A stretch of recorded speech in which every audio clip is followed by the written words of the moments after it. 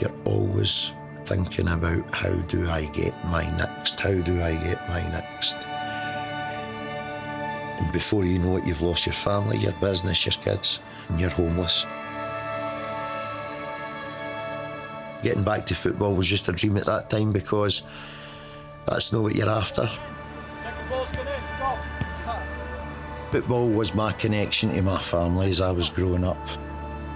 But my addiction pulled me away from them. I just disappeared. But I've used football to bring my family back together. My name's Brian. I'm an addict in recovery and a football coach. Hey guys, want to get any toes?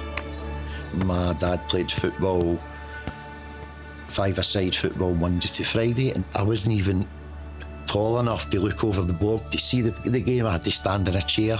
Oh, he was just tagging along, and it's just father and son bonding, innit? That's what it is. I'm Brian Senior, 68, and I'm Brian's dad. If it wasn't for my dad, I would not be here. Growing up in with the wrong crowd, and started to smoke weed, and that was where the addiction started. Didn't see my dad for a long time, or my son. And if anything should make you stop, if you've got a choice, it would be family, it'd be your children. No, didn't make any difference. Yeah, I just disappeared off the face of the earth.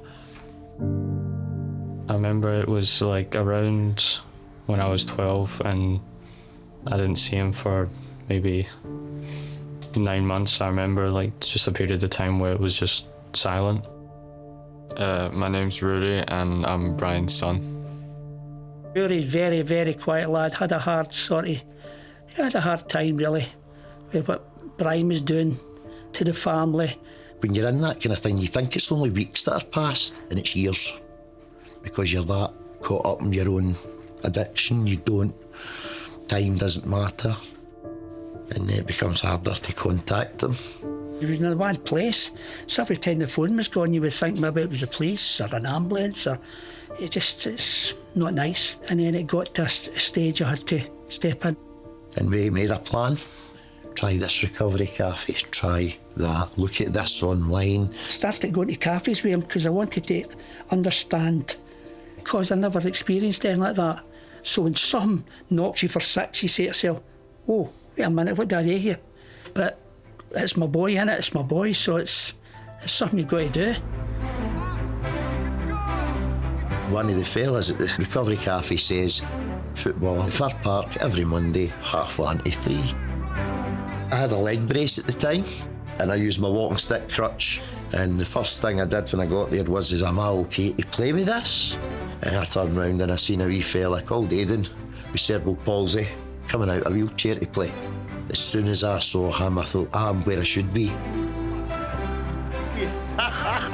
He's chopped it. He just had said to me, you fancy coming to the football? Well, obviously, I need to think about it, son. I've retired now, I'm just want to chill life. I've worked hard for 50 years. She's not it's really good, Dad. That's what I mean about enjoyment, innit? Because of the relationship I had with my dad with football, I wanted that with my kids. I wanted them to play with me. He kind of kept mentioning it to me, and then once I finally turned 16, I went the first week. Forgetting all about all the baggage for just that hour and a half, that makes it special. I think people just think it's kicking a ball, but it's got a lot more to it. Find it a way to kind of get your emotions out. I used to put myself down a lot, but then I feel quite confident when I'm playing football with my dad and grandpa.